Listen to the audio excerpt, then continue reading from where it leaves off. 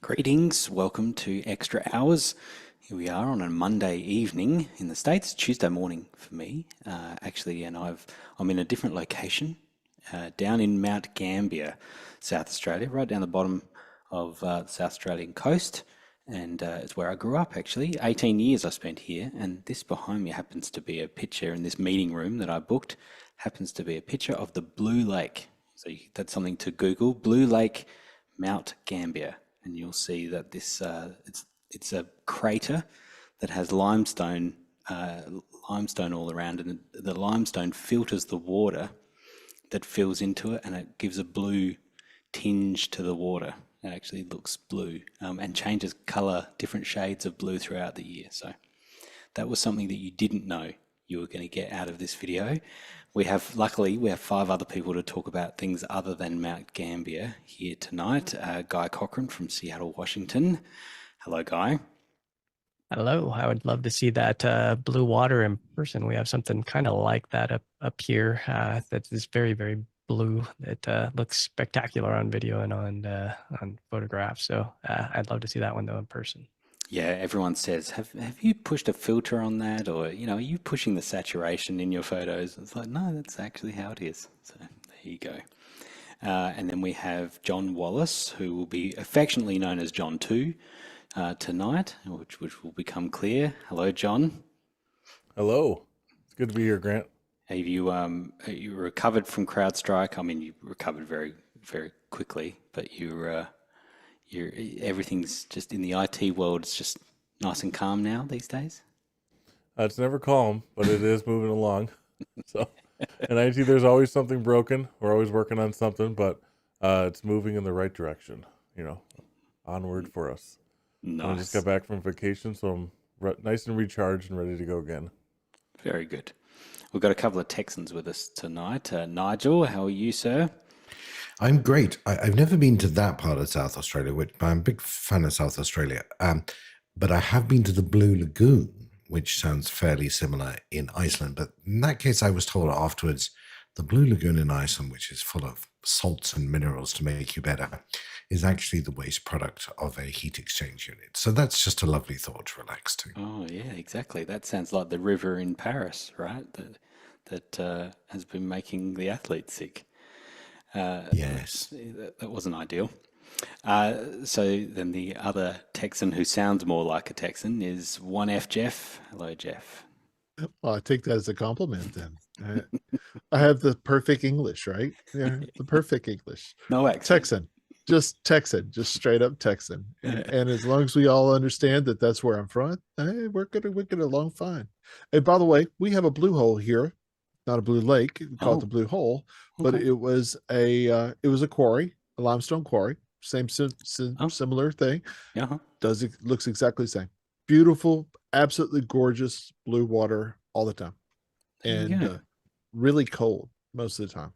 Yeah. Like, for some reason, but it's really deep, and there's a train at the bottom. It's a popular place for people to go diving. And There's a train at the bottom. it's a train. There's literally a train at the bottom. I think there's a bunch of cars at the bottom of this one, but it's super deep because then it goes down into caves and things like that. Yeah. Yeah. Okay.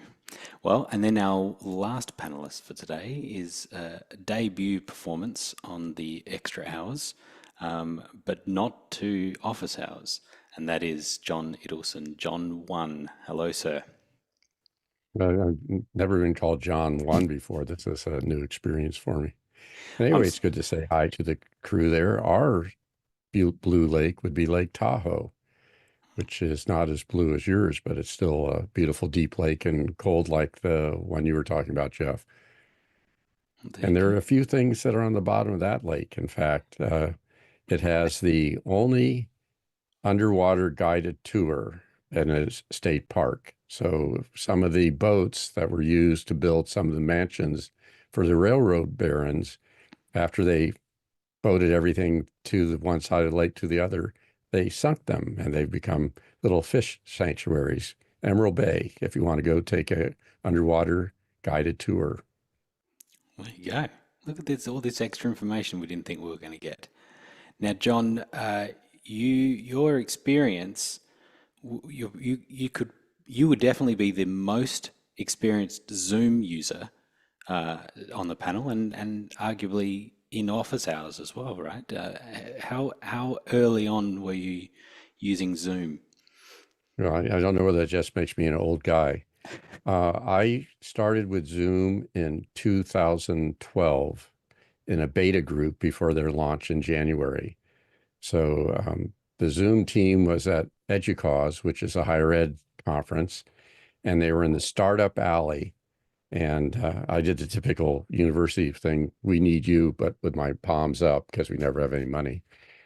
And we had a statewide teacher credentialing program that was going to be done virtually, site-based. And so we were, I think, education client number 3 for Zoom. So I've been around Zoom for a while. That's impressive. But that's, you know, that's late coming. My first video teleconference was in 1978 using slow scan television and an RCA ComSat between a medical center and a ship at sea.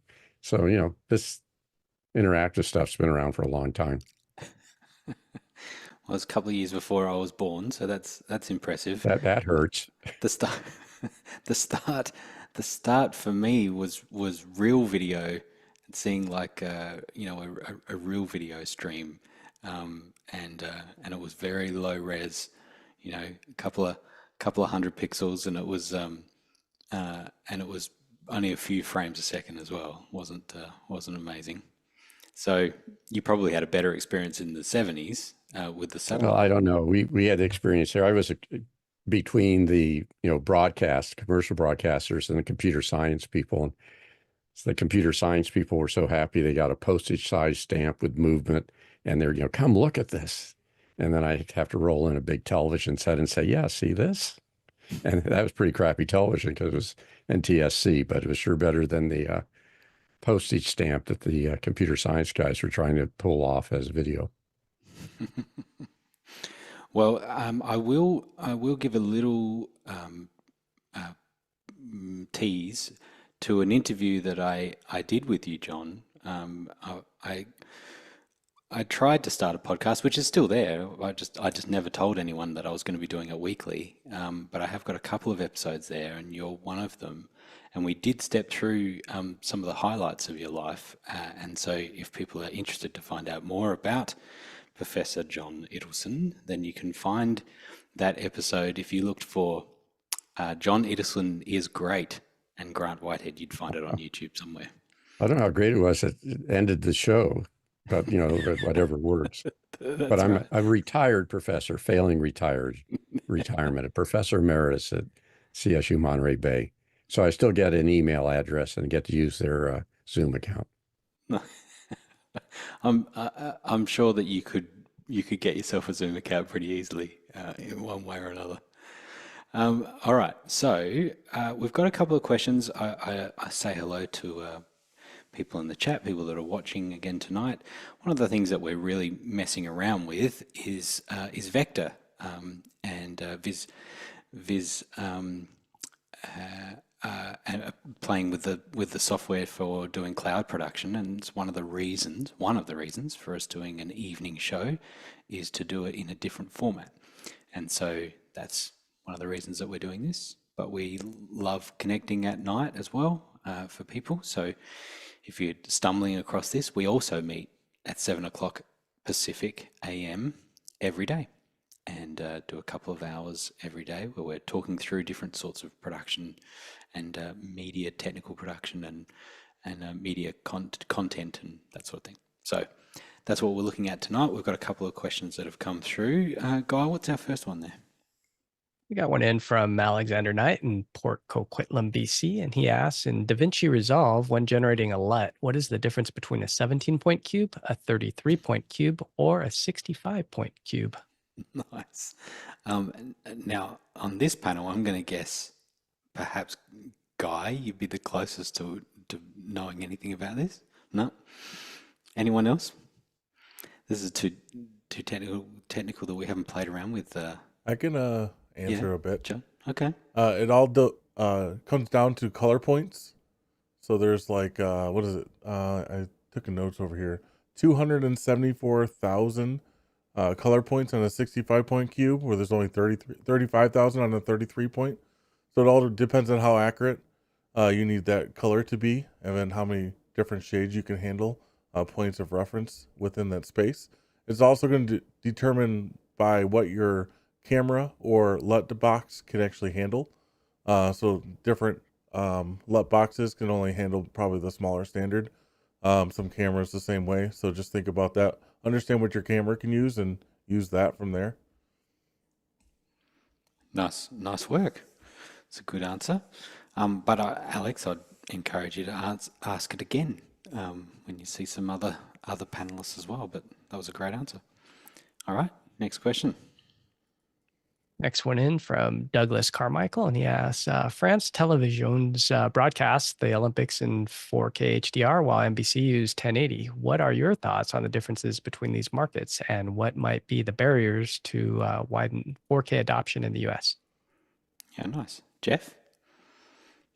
I think the biggest thing is really just availability of seeing the 4K. Of course, they had their streaming was their biggest throwout, right? The Peacock delivery service, which is their streaming over the top app, and it was really nice. I mean, I enjoyed the relationship, how everything kind of related together, and it really kind of worked together fairly well from what I could tell off of our experience with it. But the big thing for broadcast, 4K is only existing in streaming that I know of. I can't even put my hand up and know anybody that's broadcasting a full 4K out just to antennas. I don't know anybody. So I think it's a different way of looking at things over there.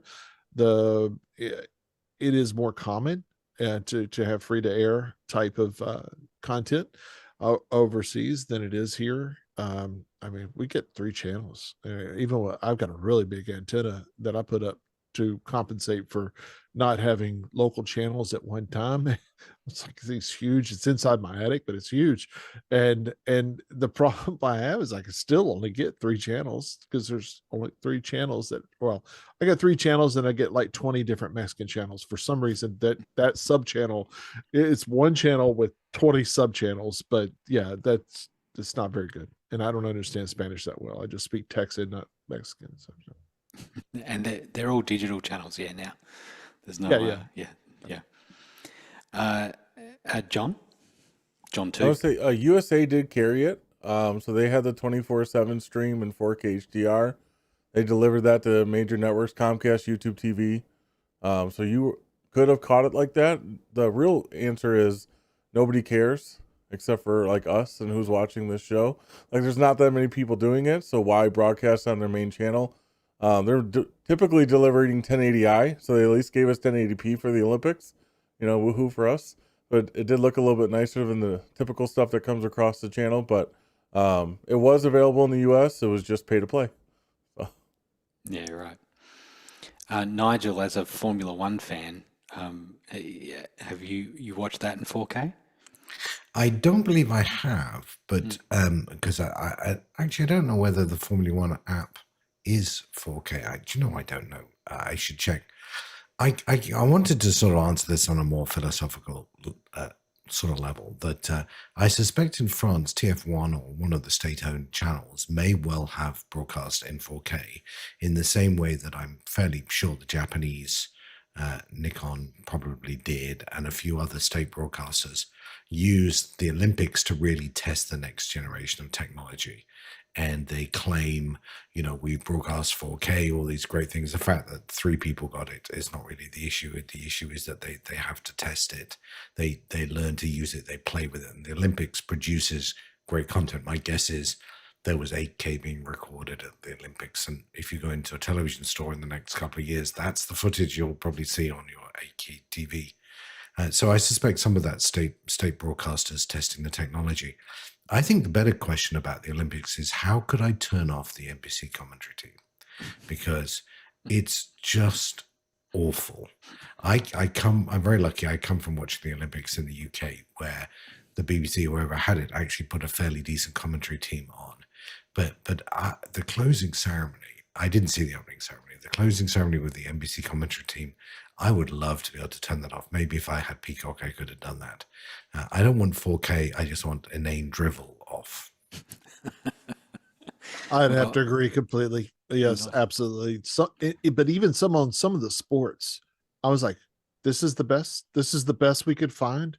Like there was one, I think it was track and field. And there was like, I'm sorry, that lady, she just didn't have a flow. It's just like, you don't belong here. This is the level.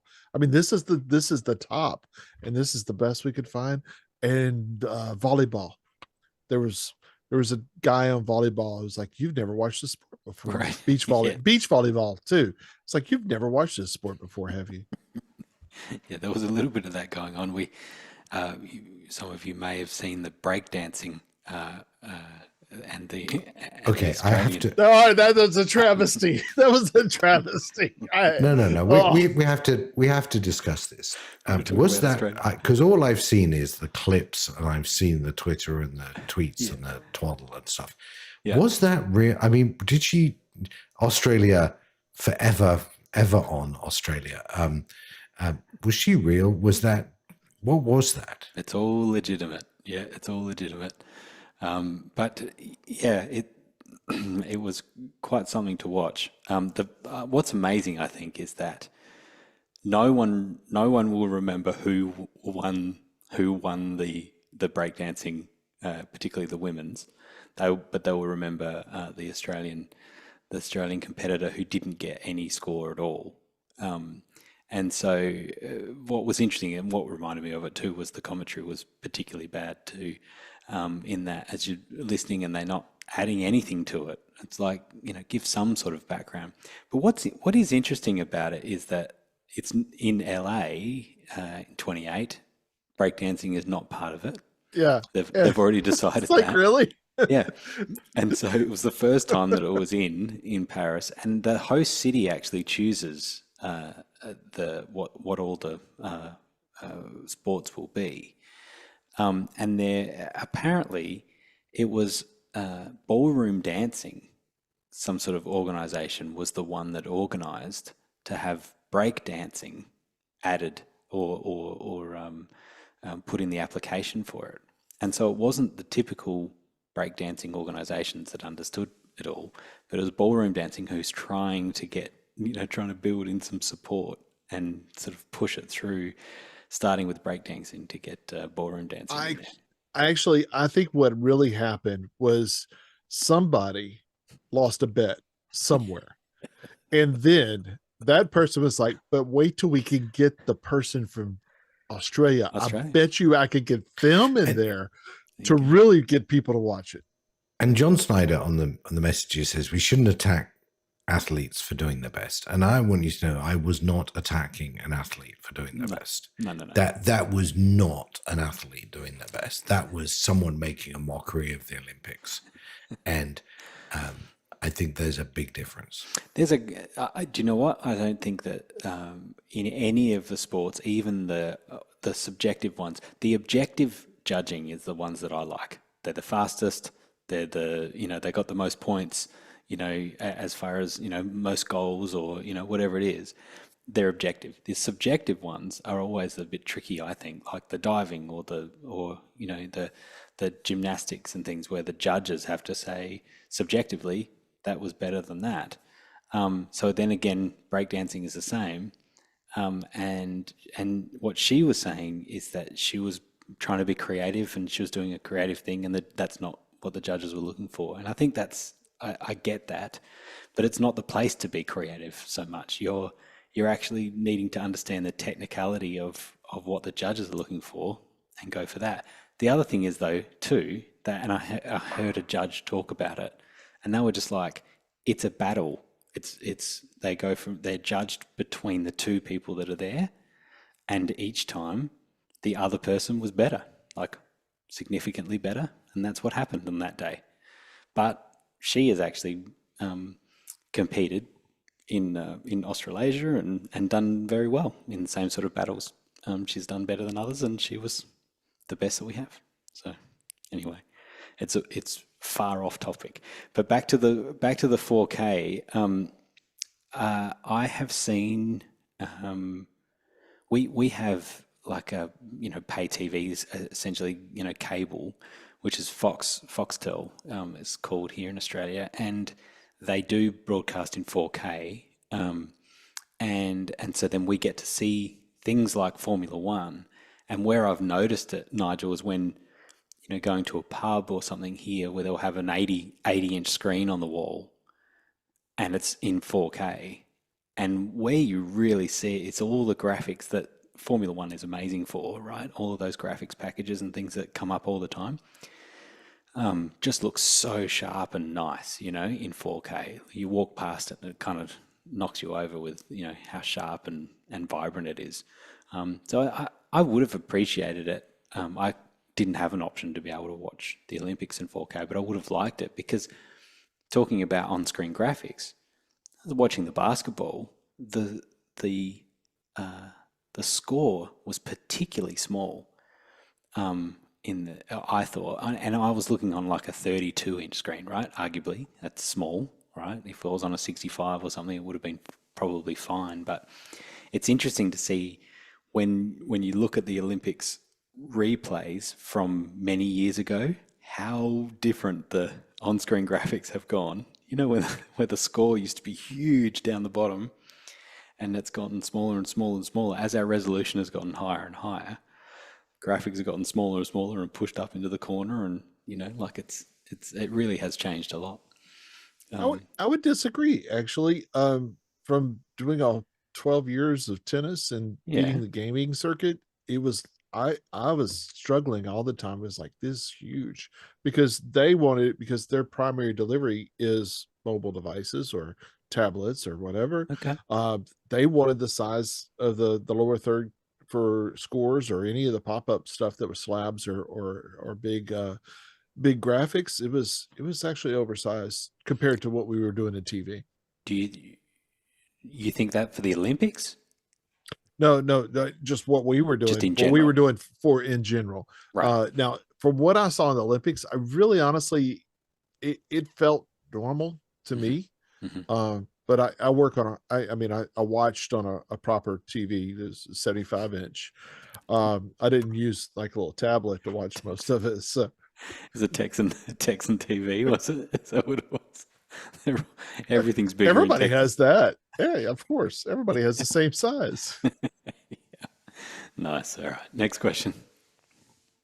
All right. Next one's coming in from Robert Shoji in Los Angeles, California. And he asks, for Sony cameras, what is Cine EI and when do you use it? John too. Yeah, so I don't use it often. I've rarely used it. It's basically locking in the ISO of the camera at its 2 native ISOs or more, depending on the camera that you have. So just think about, if you're in a studio setting, if you control everything about the shot, the lighting, and you don't want to mess with the camera and you want to be at the lowest noise possible, that's when you would use a setting like this. So very rarely am I in that situation, so it's rarely used. Fair enough. Next question. Next one in from Henry Ramos in Yonkers, New York. And he asks, any chance for a panelist/volunteer meeting in an evening? Yeah, you know what? It's really based around Alex's availability. So he's really squeezed in office hours before his day starts, and his job, and so I'm sure he's reluctant to take up another night to do that. And so, but at some point, maybe we can all support Alex to go full time on this, and the whole thing can explode. We'll see how it goes. But until then, I'd encourage you to jump into after hours as much as you can. And a few hours ago, we had a great conversation. There was a few of us that were having a chat away, and so it's a good start, right? When we first started office hours, and then got after hours going, what was cool is that we had people that we had not seen before come into after hours, and they were testing out their system, and they were making it all work, make sure they were comfortable, and there was some good back and forth, and it was a bit of a testing ground for then showing up to be a panelist now on the weekend weekend's another great time for you to join as a panelist and answer one or two questions. Like, you don't have to pressure yourself to be taking up a whole bunch of airtime, but that's what I'd encourage you. I'd encourage everyone to, as many people as possible to be panelists. Sometimes I think we hear big voices like Courtney's and Bill's, and we think, you've got to be a radio personality to be on the panel. But let's just remember that we're actually about the content and sharing information and helping people. And so that really is the key for what we're doing here. So, yeah, I encourage you with that. Oh, John too? Yeah, I was just going to say the more people start to get to know you, the more comfortable everyone feels. I've seen so many people in after hours where people are just having conversations, and then someone's like, hey, why don't you just sign to be a panelist? And it's just filling out that volunteer form. Josh or someone's going to reach out to you, and you're going to start that conversation. Those volunteer and panelist meetings, it's really just getting a really good understanding of where Alex's head is at, where his vision is going, and a chance to answer some questions in a non-recorded setting. The Sundays are good for that too. Saturdays, you're obviously going to get a different experience now that we're not recording those either. But I don't think it's necessary to be at that panel meeting or volunteer meeting. You can lots of different ways to get plugged in, find a place that you can help serve this community, and I think it's really great. Agreed. All right, next question. Next one is coming in from Alexander Knight in Port Coquitlam, BC, and he asks, why does the color quality look so good in Vector? Is anything being done inside of the app, or is this the raw feed? Oh, what a softball question for Jeff. Well, I was just going to take it. Nobody else clicked on it, but because it's better. I don't know. The workflow is pretty simple. It really is. It's Zoom into a Zoom room, and then we scrape out the sources as ISO sources coming out of the Zoom room as NDI coming into the Viz Vector, and that's as simple as the workflow is. There's nothing in the way. There's not even a single proc amp on any of the inputs. It's just the raw signals coming from Zoom, so it's a nice clean workflow without anything in the way. John, what do you think? See, as the proprietor of the Daily Show system, I am jealous to see the nice blues, and the background on Nigel's screen looks a little bit deeper, darker, richer than what I'm able to pull out. So I'd love to know if it's doing anything in Zoom to kind of bump the saturation up over the NDI feed, or like just on the Zoom side, what would be the difference? Because it's just nothing at all. Delivering that NDI feed versus NDI, out of Zoom ISO. So in this instance, I guess NDI is better than SDI. At least in the cloud. So, yeah, well, but there is something there, I guess, about how the NDI is being processed from Zoom rooms, and then that goes into full NDI. It's not HX or anything. That's just correct. full Yeah, NDI. it's full NDI. So full res NDI, which is, I think on these probably averaging 120 to 130 megabits per second or something like that. It's not the highest, but we're at 1080p 30 or 2997 is what we're working in that color space, which I believe, John, that's the same color, same session style you're in on the hardware, aren't you? 1080p 30. Now, are you true 30 or 2997? 2997. Okay. Yep. That's the problem. No, it's not. Guy? Yeah, I'm just going to speculate that there might be some broadcast safe action going on in the Blackmagic hardware. There might be something that just processes and squishes that down to make sure we can look at it with scopes and see the difference. That's probably what we're going to notice, because a computer feed, it can be anything you want effectively, because Blackmagic's trying to keep everything legal and legit in case it does go out to air. It doesn't bleed into audio if it's getting transmitted through analog. So that could be what it is. That's what I would speculate. Just that's the only thing that I think it could be. Yeah, it's definitely safer. I'll have to bring in my bots in on Monday night when I'm not speaking, and just push the show out to a different YouTube channel Yeah. and see if we can like download the video and actually put a different filter like we talk about all the time, and look at what the each system is doing to the video.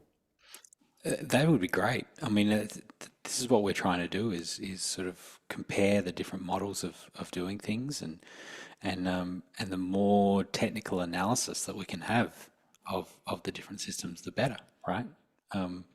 So particularly On that when note, we're controlling them, we're almost controlling them in the same way, right? Technically, we could sort of have the same controller that we're using for the Daily Show could be controlling vector as well, right? In a similar way, as in I mean, from Very the much user so. experience, yeah, Yeah, could be the very same much so. thing. And so now it's like, okay, so then let's compare what is the output that we're seeing and what are the differences there.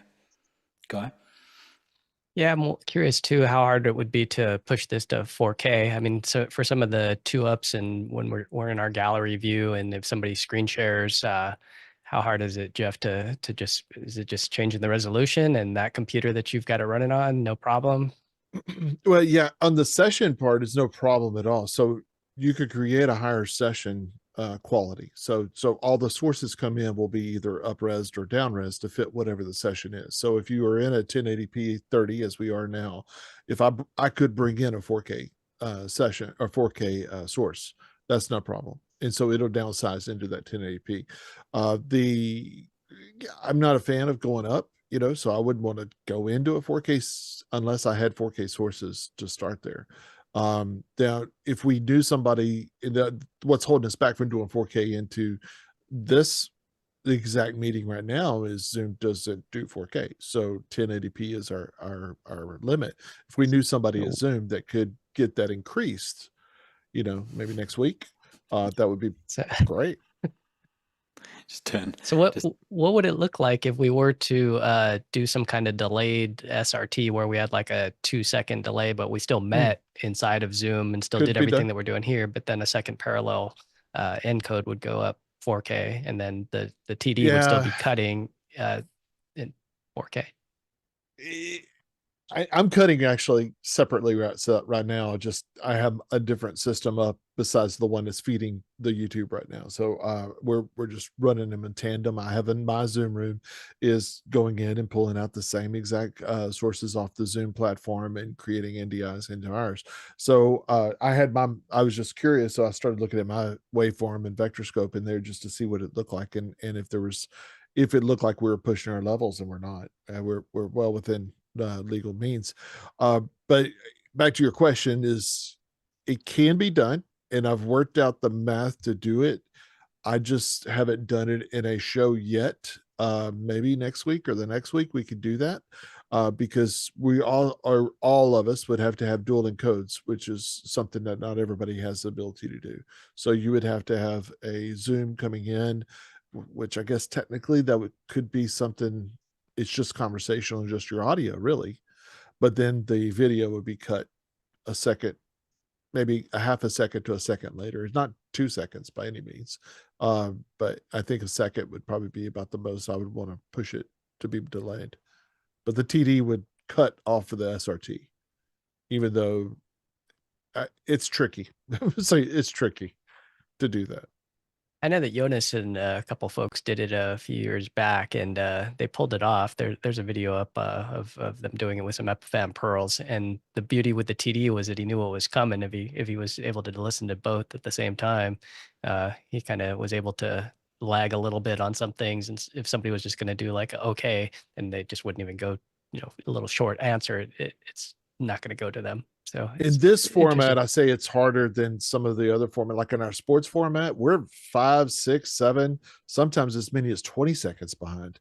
Especially when we were doing Tennis Channel, and we were 15 seconds to them because they would have our live view jacked all the way up with the biggest buffer possible, because they wanted more about, if they were talking about more stability in the signal than they cared about the buffer and about the latency. But the problem was then for me to see the reflection coming back from them, it was another 30 to 45 seconds coming back off of DirecTV, which was my QC feed. That was really hard because I was like, yeah, you really knew the future. because I'm on site, and that was really hard to try to coordinate breaks and things like that. And they would basically, it's been done in TV for years because of these delays and satellite delays too. But an average 5 or 6 second is not unheard of in TV for master control to deal with. Oh, well, here's my offset, and they know this is where I start and stop all the breaks and figure it out by that. But it's a little different here in a conversation. Definitely a little different. Yeah, I would have thought that a stepping stone for us though is switching on 4K and then and now all the gallery views that we do, the 6-ups and stuff would look great, right? They're coming in, so the 1080 feeds that are coming in, a 4-up would be 1-to-1, right? Like a pixel ratios. Technically, we are getting, I mean, any of the galleries we're creating in Vector are 1080p to each one of those, because each one of your sources are coming into Vector as 1080p. Yeah. So we're 1080p windowed out into each one of those 6s right there. That makes sense, except that the session is set. So the canvas that it's going out to is Correct. 1080. And if Overall is 10. yeah, if we could push that to 4K and push to YouTube in 4K, is the infrastructure that we've got would handle that okay? Yeah. The way that it is now. Yeah. I've done 4K off of a Vector instance multiple times. So And And next week, 4K, yay! Yeah, I mean, Sure. we should try Sure, it. let's do it. Heard I it here think- first. The Give me 5 minutes. I'll just turn it on here.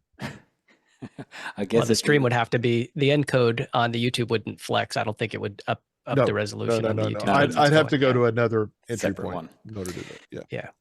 But I guess then the data going to YouTube, the egress on that, although it's not a great deal over a couple of hours, I guess, but Yeah. So in the cloud, well, not on my cloud. I have nearly unlimited data egress on my cloud that I'm using. I have a deal. So, but in the normal AWS infrastructure, yes. So if you're pushing 4K out to YouTube, you're going to pay 4 times the amount of data egress than what you would be doing if you were pushing a 1080p to YouTube. yeah.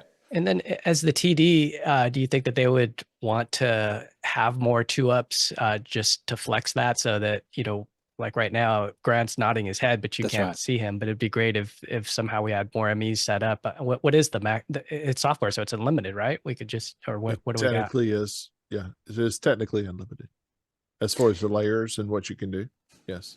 Do you know, I've noticed that a little more now, having spent so much time in Zoom and having a gallery view, or I'm actually enjoying the multi-speaker view as well now. It's kind of feels like a combination of both, so I tend to sit on that when I'm now watching videos back or even office hours and it goes to a full screen. I'm like, oh, I'm missing something now, like I kind of enjoy seeing the extra nods or the the laugh or the whatever it is, the smirks, or the, even for us often is like when people go don't agree with that, like that sort of stuff. I miss seeing that, and so going to 4K and sitting more on 2 shots and 4 shots and stuff, I like that idea. So, And on I that just 75-inch fear- Texan TV, it looks really good.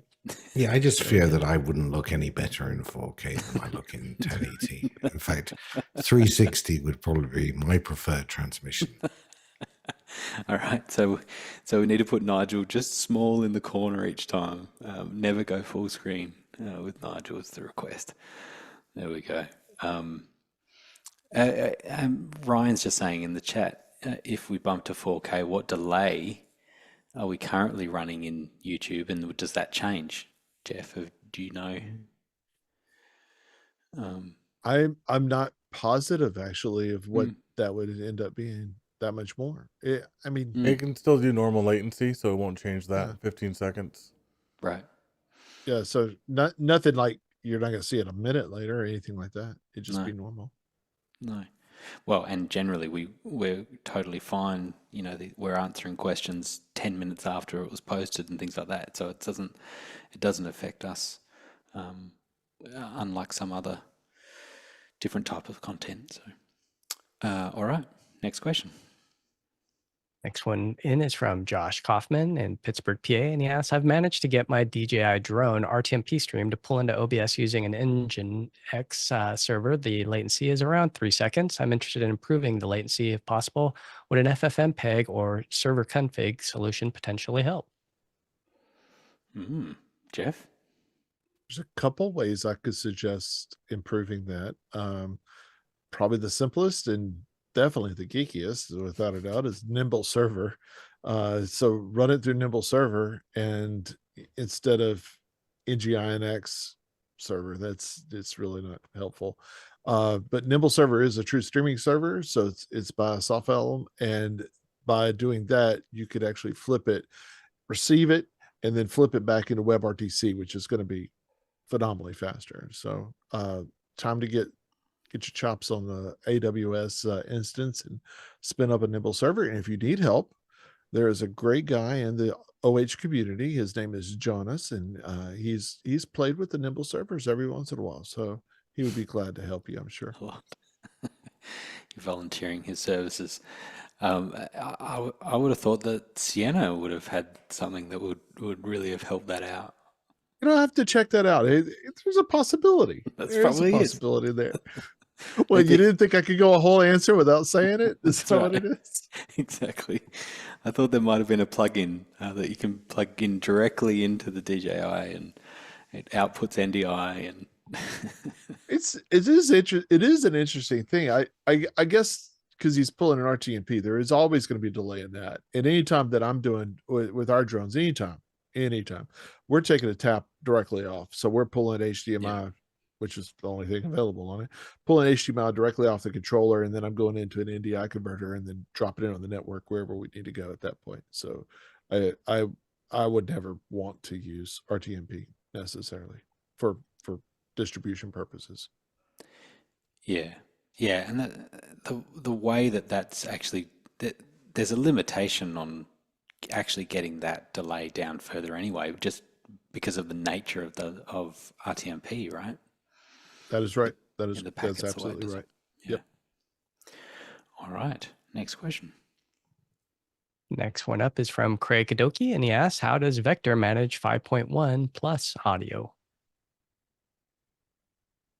Jeff? Well, I was trying to click my hand on it. I'm trying to be the good panelist. It doesn't, but it does. So there's 8 channels of I don't know if this version actually has 16 channels of it enabled on an input or not. But I know it does 8.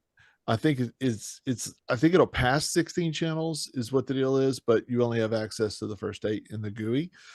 So you could possibly do 5.1 through up to those 8 channels and pass it through, but there is no mixer. There is no way of processing true 5.1 surround in this.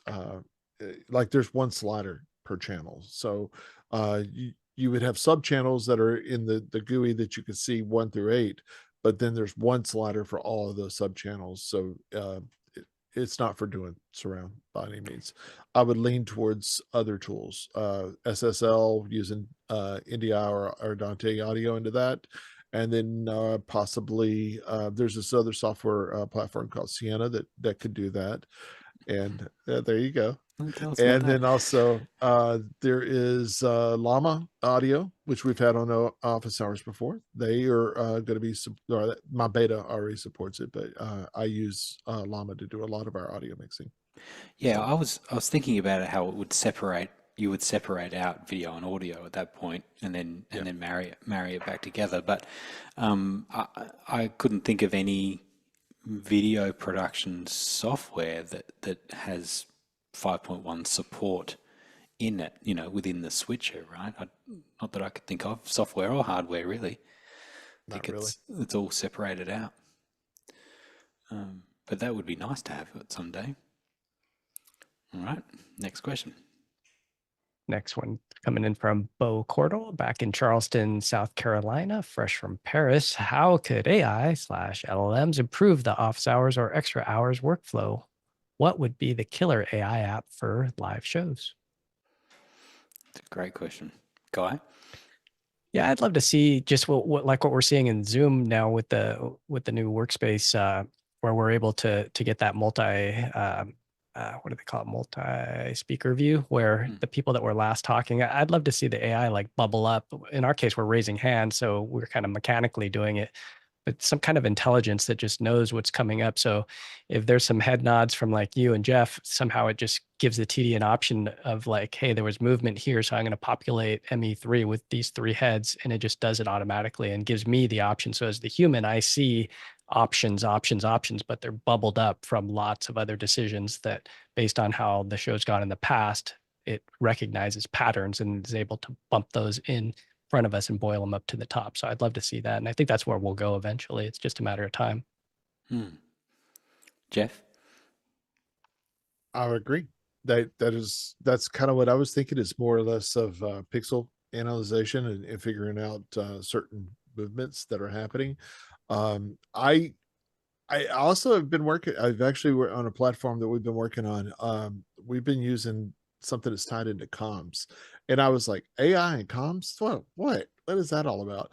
But one of our favorite vendors, VCom, enabled it, and you can say, "Hey, set me up a party line and include Guy, John, and Kevin," and it'll, in the background, create your party line with those 4 people in it. Create me user Grant, only give him access to engineering. And so I never really was, I'm not a big AI person, but I was never really thinking of those means. It's just like the menial tasks type things. So I could see that very much in our workflows. So being able to automate some of those things, enable this person for, maybe not in Unity because they don't have it, but enable this person in comms for these people, for these people, for these PLs. You could just verbally tell them to do that instead of having to go in and clickety click. That's my thoughts. Yeah, I think there's something definitely in that. The way that I interact now with ChatGPT is, I think in terms of natural language. And, when we already have this skill that we have to learn about thinking in terms of Google search terms. I often think about that. It's like I'm not retaining the data or all that information. I retain the best search term to use to get to that data quickly. That's how I work in terms of Google. Now with ChatGPT. Yeah, nice. Now with ChatGPT, I think when I'm coding and I'm doing some basic web coding and things like that, I think in terms of how do I say this in natural language. So create a MySQL table that has this, and this, and so it really is fine tuning the way that the requests that I have, and then back it comes with a create statement, and that's exactly what I need, and like it's all of those things is really changing. So I am interested as to how that continues to apply to what we're doing. But who was next here? John 1. Well, I'm not sure about the workflow in a live show like this, but with the work that I'm doing with helping the parks is that pre-production workflow for their events and their electronic field trips, they've been using AI.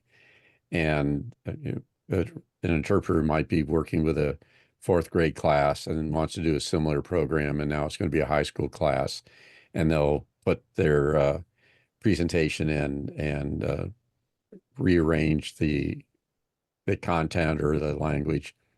And also they've started looking at, we have programs that there's electronic field trips, which are one-on-one, but they have Porchcast, which are basically YouTube videos that they've created. And then they've looked at the heat seeker on it and see what parts of those shows work. And then they're trying to gather those into their AI model, see what was happening in all these segments where we were getting more views and more likes. So I see the AI maybe helping us in pre-production for the programs. I'm not sure I'm ready to talk to it during the show. Fair enough. We were talking before about live streaming last week. We were talking about spatial and 3D live streaming and things like that, and we're thinking about that with you, John, with the parks and in the oceans and things that you've done some live streaming before from underwater. We've done live streaming from underwater. We've been in the mountains, we've been in the ocean, and everything in between.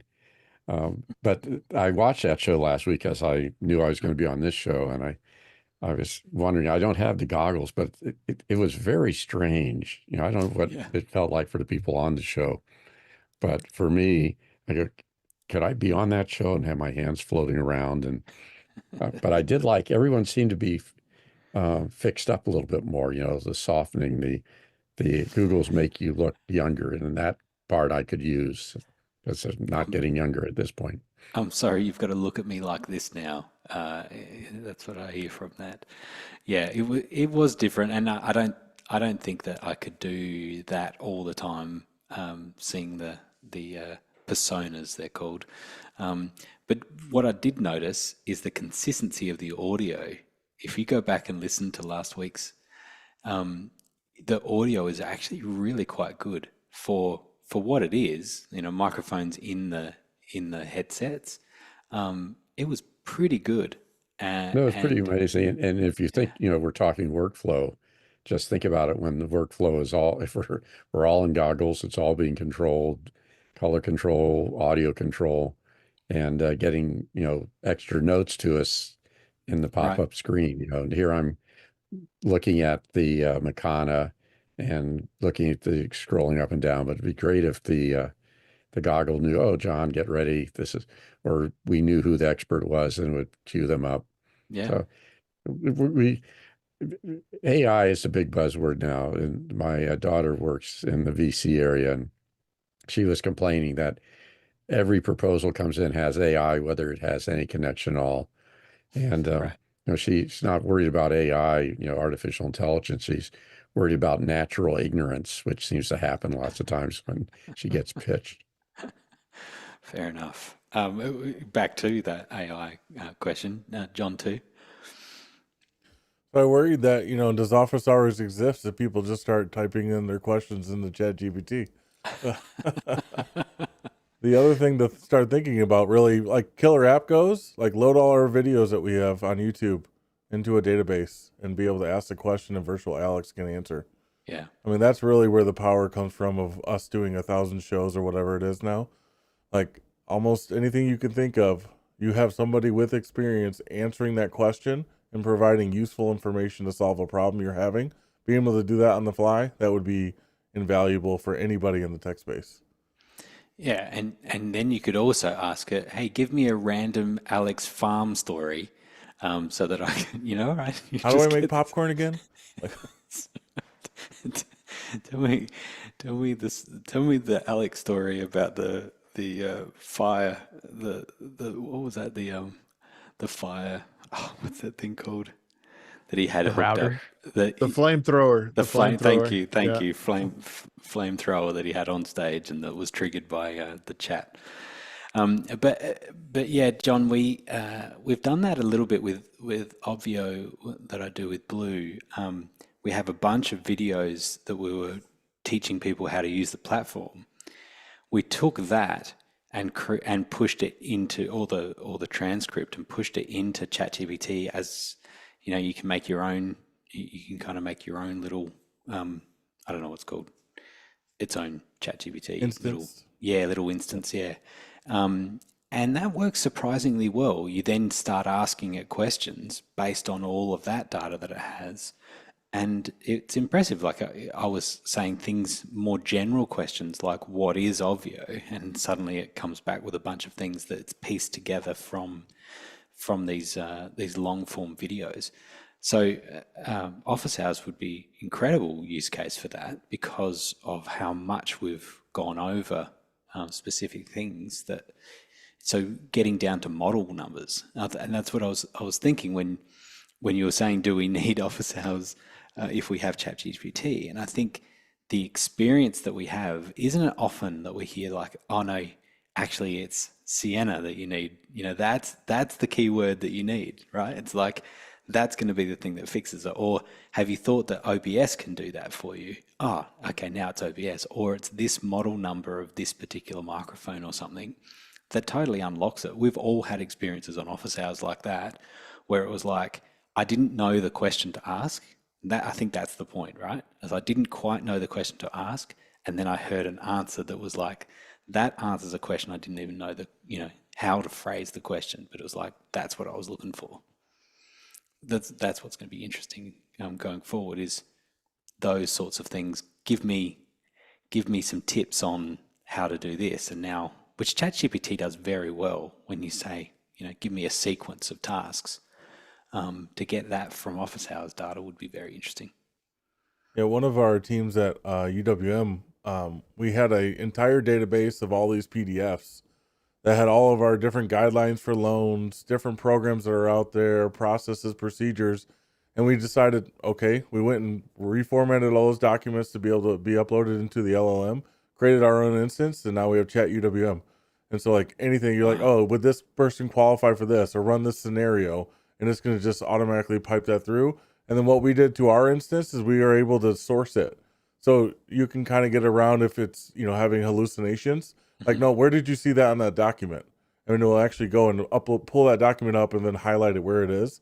So you can really verify that information. We're using that to kind of revamp a lot of our operations side too. So we can look at a document and then say, what's their income at?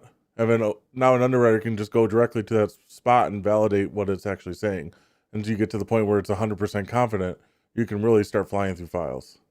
Wow. Yeah, that's amazing. Just yesterday, I had to get my car insurance sorted out again. It took me 40 minutes on the phone, and I was just like, and it wasn't that they were slow, right? They were just going through like, this is what the computer is asking for now, and this is now what the computer is asking for, And I just thought, this is ripe for just totally changing where something's asking more than one question at once. Like, tell me what you're looking for, and here's a bunch of information data that we get back from what we need, and it can sort it into all of those fields. And that type of thing I think would be amazing. And the sourcing, I think, is the point that you're making. Having references to this is what we think you're, the thing. And we've had this for years, like the chat bots, that say, are you asking a question about this? And rarely does that ever work, right? But the difference of ChatGPT actually kind of processing that, I think, is the difference. So I think too that the point to this question, we've talked about it before, and actually I think it was Nigel when you were last on, and I was talking about Tesla, and I was listening again to it's just gone out of my Elon. Thank you, Elon Musk. I was just listening to him again just a couple of days ago. He did a little interview, and talking about unsupervised full self-driving, and learning from video, right? And that they have a couple of hundred people in the team that are working on that, and so that's kind of the game-changing aspect of it. Talked about it a lot, but just the idea that it's learning from people actually doing it, and the comparison for me, or the application of that for us, is go ahead and watch our 1,000 shows of office hours and learn what are the things that the consistencies that you see that it goes from a one shot to a gallery, back to this, to that, and then start driving that itself, learning from video. And to Guy's point about seeing nods, or that's cut away from people that are not looking down the lens, or at least looking straight forward. And now that's what I think about. Was it Bo that asked this? Yeah, Bo. When I think about like what Blue's doing in your city, and that the big wall of gallery view behind, how much better would it be if you were now choosing all the people that are engaged, people that are looking forward, have smiles, have, they're laughing or they're whatever it is. And now, Agree. you fill the screen just with those people. Yeah. And I've said, and exclude any ceiling fans that are in the views, right? Like, Make sure they have their shirts on. Yes, all those things that we have to do as operators. that's right, exactly. Yeah, I think it could be pretty special. John, Nigel. Yeah, I all of that's great. I want to add another thought, and we sort of nearly got there, but we detoured, which is so much of office hours and its great value is the blocking and tackling of how to do things and which is the right product to select and when would you do that. I think the next generation of office hours, given the fact that a large language model could sit in our system answering the obvious questions of it's this and it's that, is we would all have to spend a lot more time thinking about how to make what we produce better for the audience. Because I don't think what a large language model going to do is focus on but why did you do it that way? What can we do to make it more engaging? How do we make it more interesting? How do we get the content better? And I think there's so much bad content that there's a role for a group like Office Hours, not only to talk about the technology, but how to improve the quality of the content we're giving out to make it more engaging, not just more visually interesting. Fair call. Next question. Next one in from Bo Cordell, Charleston, South Carolina. And he asks, has anyone had much luck with open source models? Llama 3.1 was billed as on par with GPT 4.0, but I've not found that to be remotely true. What's your go-to model? Yeah, I haven't played. Has anyone played around with their own open source models? John? Yeah, I've been using we have access to the private instances in Azure for ChatGPT. We're currently running 4.0. I've been very impressed with it. Whisper AI is amazing. We're using that. We're also using some of the native services within Azure for transcription. It's been really great to use. And from a public company standpoint, I love having my own private instance. I can throw our data into it. I can interact with my data, my personal data, and have it summarized and provide information to me. We do surveys for like all of our leaders. So I was able to throw all that data into our chat GPT and say, hey, what's the summarization of this person? What's their lowest qualities? What should they do and change? And just be able to push all that information up.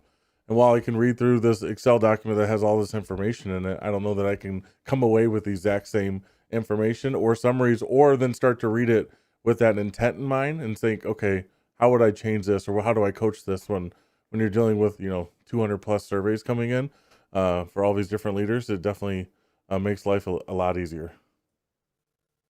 That's really cool. Very, very cool. All right, next question. Karen in Melbourne, Australia asks, I'm after specs on computer to run ATEM software. Their website just mentions Windows 10 or 11. What do I need to look out for? John? It is very lightweight. If it can run Windows 10 or 11, it can run the software. Yeah, I've used from Courtney's recommendation. There was the little, they're called B-Link. Yeah, well, you had the B-Link, but then there's another Melee. one. Yeah, Melee. no, The quieter twos. yeah. What'd you call it? Melee. Quieter? MELE. Melee. No. I know the Melee ones, but they're slightly higher. They're slightly more expensive than these little ones. He's got these little cube ones that he was recommending.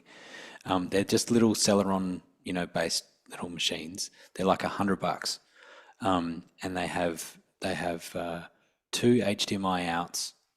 They have Ethernet and a couple of USB ports, and that's it. And I've ran that, and I was staggered. Like, I think it actually had 12 gig of RAM, which seemed high for me, but for the price. And my purpose of it was to put it into a rack, like a little travel rack that we have now, a flight rack, with an ATEM and a bunch of other bits and pieces. And what I want is just a control machine. And so I've got Splashtop installed on it, and now I can just anyone, my team can just remote into that machine, and that machine has the ATEM, control software and whatever, and it works really well. I was surprised how well it works. What do you got there, Jeff? This is one I just recently picked up. I have one of the small single board computers that we were using to embed in our controllers. So it could run Linux, it could run Windows, but that's what I'm using. Is just, like you said, it's like $125, $150. But this guy, a little bit better processor. As you can see, not very big. I got like a big hand, so it's its normal size for most everything. Here, check this bottom out though. Look at that. Dual NICs. Oh, wow. That's Yeah. cool. And also HDMI out, but this is a touchscreen built in here. So in a very lightweight package, and this one actually had more power than that other single board computer. So what I was looking for was the same reason you were, is just utility computers to send out with kits. And this checked off a lot of boxes, a whole lot of boxes. I don't have to worry about, it's like, yes, you could say, oh, it's going to be headless. But every time you say that, you're going to get to a site and you're like, I can't get access to it. Can you find a monitor and plug it in? So this one I could send out and just, it could be my interface for comms. I could run, a Unity or VCOM client on it and just plug that into the Dante network. I have 2 NICs on it, so I could multi-home and have an NDI network and a Dante network, both being seen by this one box. So for $350, I think it's a pretty good bang for the buck. And it's the M100 class of this small form factor stuff. So it's pretty powerful. Yeah, okay. Yeah, so it's GMK Tech is the one that I've that Courtney recommended. And mine was an N97 processor, N97, and that's the other thing, is it comes with Windows 11 Pro. So basically, for the cost of Windows 11 Pro, you get a computer. Like it's pretty amazing. And so to your point, Karen, it's absolutely, it has no problems running that. And then I'll run like a DM3 software controller as well, and can run all those at the same time. I run Unity on it as well at the same time. It's pushing program feedback in, and I've even ran Zoom at the same time. Like I've just been blown away by how much these processors can do. And maybe it's also that this software is actually not doing that much. Those ATEM software is not doing much. So it's pretty straightforward. So cool. Next question. Steve Routley in Adelaide, Australia asks, ATEMs can output 24p, 25p, 29.97, etc. What brand computer monitor can handle the most variety of refresh rates? It's a good question. I've often found the ones that won't take a 30, and sometimes I'm literally running the ATEM in 50p, 50 or 60p, just because it's easier for me to convert. All of my monitors can all see the 50 or 60p, and then like the web presenter, I'll give that a 50p, but I'll output a 30p. So the web presenter is doing the last little scan convert down to 30p because of the monitors that I want to all run in 50p. But what, Jeff, what sort of monitors do you use the most when you For production? Yeah, just like Dell monitors and stuff, or? Actually, I have a Dell in front of me, but it's the same. For the majority of our builds are with the LG series, and it's a 43-inch, which is the same panel that I have in front of me. It's a 43-inch with 4 inputs, so I could actually do a quad split of 4 HD or 1080p inputs into that. So, and then I could do multiple PIP versions of that. But most of the time in our trucks, it lives as a quad split. And this is like a 600, maybe I think they're $700 now for those. But for small monitors, I've got mostly Asus everywhere. I didn't like the Dell sizes. So a lot of our trucks, we had a lot of Asuses in them. The Didn't smaller bezel. on those LGs though, isn't one of them like a display port? It's like three No, HDMIs and one on the display port. you're thinking of the Dell that's in front of me, because Oh, right. the Dell in front of me has HDMI. I think it's one HDMI. No, wait, two HDMIs, one display port, and one mini display port, which is to make that fourth one work. That's why it's sitting in front of me. Because it was such a nightmare. I mean, you could Yeah. only get cables that were 6 feet long, and then you had to have this monitor next to the whatever machine you wanted to feed that fourth input in. But the HDMIs on the LGs it's 4 proper HDMIs. Okay. Yeah, Well, that's love nice. them. Yeah, great Cool. monitors. All right, last question, Guy. Last one's coming in from Alexander Knight in Port Coquitlam, BC, and he asks, Grant, are you using an Audio Technica BP-HS1 headset? Yes. That was easy. Yeah, I love these headsets. So it's a dynamic microphone, which is unique in some of these. You often find that they're condensers in these little form factors, and so obviously no phantom power or anything. Lots of sports broadcasters use them, or at least middle of the road. Not like the high end ones, but I really like these, and so we use them for. There's particular shows that we have where they have a podcast stage in an expo sort of space, and they're perfect for this. Going into a roadcaster, 4 of these going into a roadcaster, they manage it all themselves. They press record. They do it all themselves, and it works really, really well. So XLR and quarter inch just makes it really easy. I've got it plugged into a Scarlett, and I just needed a quick and easy way of doing it. So I'm getting away with it today because Alex isn't here, and so he's not worried about me having a big headset on. So we'll see what he says when he sees it. All right, let's do a little round the panel for a content recommendation. Who's going to go? Nigel, what have you got? So we're watching 2 things at the moment. One I'm thoroughly enjoying. One I'm sort of enjoying, but it's incredibly slow. So we're watching The Staircase. Have you come across this yet? It's a story out of North Carolina. Did he or did he not kill his wife on the staircase? And it's a really there was a documentary called The Staircase about this story. This is a dramatization. Colin Firth leading. Great cast. Very good, very nicely done, but very slow. This is when you give them. Is it a true crime thing? Is it a real thing? It is. It's a true story. This is what happens when you give them 8 hours and tell them they can use all 8 of them.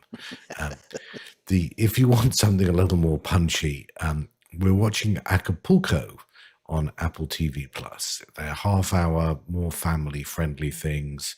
Nice. Every episode has a nice sort of thought about it. So if you're wanting something more relaxing with the family on Apple TV, you should try Acapulco. Half of it is in Spanish. But that's okay because you can learn the Spanish. Okay, very good. Guy, what have you got? Well, have you got? Can it be an app? It can be an app, sure. Okay, so I've been playing around with this Blackmagic app today, and one of the things that I didn't realize is to switch back between the cameras and the settings. You'll see here it says, "Do you want this iPad to be the controller camera?" And then I have camera A and camera B. And so if I go to camera A, I can affect like the audio. Like right now, I have my audio sources mixed pre-D. So and then if I want to see the cameras. So here's live downstairs. I'm setting up a little shoot and I can see camera A, and then I can just swipe to the right and I can see camera B. And the neat thing is that when you want to trigger the record, all of these fire off at once with the same time code, and then it'll upload to the Blackmagic cloud. I had to pay, for a project, so it'll go into DaVinci Resolve. But to see this working, this is shooting at 5994 4K. It's pretty cool to have an app where you can, just swipe left and right. So I'm I'm actually, if you see, this is running on an iPad, 12.9, previous generation, and it's pretty cool to have a monitor this big that isn't a big old small HD or something. But I'm digging it. This is the 2.0 version that just got released that adds these features where you can put in multiple cameras. So it's not just a single camera now; it's multiple cameras. You can control each one individually, and you can swipe left or right, or you can see it actually a two up of both at the same time. So if you're doing a shoot where you need to see a close up and a wide, it's kind of nice to know that the continuity's there or the lighting matches or whatever. So pretty cool. It is cool.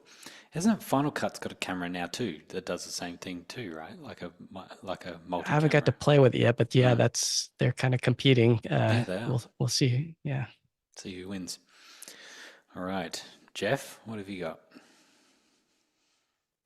Bit busy with a friend of yours, so I haven't had a chance to really consume a whole lot of stuff to recommend anything on the consumption side. There was one show that I started watching. It's so good I can't remember the name. Yeah, it's amazing. It was something I picked up on Netflix, and I was like, "Oh, this is great." And then I realized after I went back and looked at the notes on the show, it was like, this came out in 2016, and they Yeah. republished Yeah, it or that's right. something. Just all of a sudden it showed up, and it's like, "Oh, you'll like this." And I started watching. I was like, "Hey, this is pretty good." I mean, it had a pretty good storyline and everything like that. I was like, "Well, this isn't bad." They finally started writing stories again, and that was from 2016.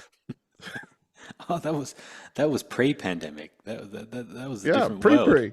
Yeah, Yeah, pre. they actually had effort back then. Well, if you actually come up with what the name is of it, I wish I could remember. That's Let how us good know. it was, though. all right. John 1, what have you got? Well, I'm really excited about what Guy just showed. I like the whole idea of just swiping left and right. It's editing in a date application. Anyway, the interesting thing for me, if you watch the Olympics celebration at the end and the show here in California, there's a lot of California that's not like that. So my recommendation is ports, PORTS .parks.calca.gov, and you'll see videos from about 60 or 70 of our state parks in California. And that's really the California, not the Hollywood sign and the Beach Boys playing on the beach. That's great. It's Very the Red good, Hot Chili John. Peppers, slightly different from the Beach Boys. Well, that I really liked. I'm all for that. That's one of my favorite bands. So that part worked well for me. Very good. All right, John 2. Me and my wife have recently been watching a podcast by Tony Hinchcliffe. It's called Kill Tony. It's filmed in Austin, so right there where Nigel's at. Really humorous. They essentially have a couple regulars that show up and are actually good comics, but the rest of them are people they pull from a bucket. They recently did a live stream from Madison Square Garden.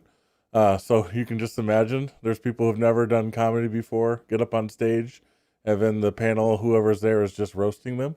It's a very funny show. Really interesting to kind of see people pop off out of nowhere. People who've only been doing comedy for 3 months, also on tour with large stars, just because of getting a little spotlight on this podcast. So it's really interesting. It has some decent production value. It's definitely come a long way from the earlier shows, but it's definitely worth a check out if you enjoy stand-up comedy. Nice one. All right. This is both a ChatGPT and a movie recommendation, and that was that I put into ChatGPT. I was just on a Saturday night sitting at home thinking, and this is what I wrote to ChatGPT: movie suggestions like Rambo, John Wick, and Reacher. Right, just good action-packed, movies.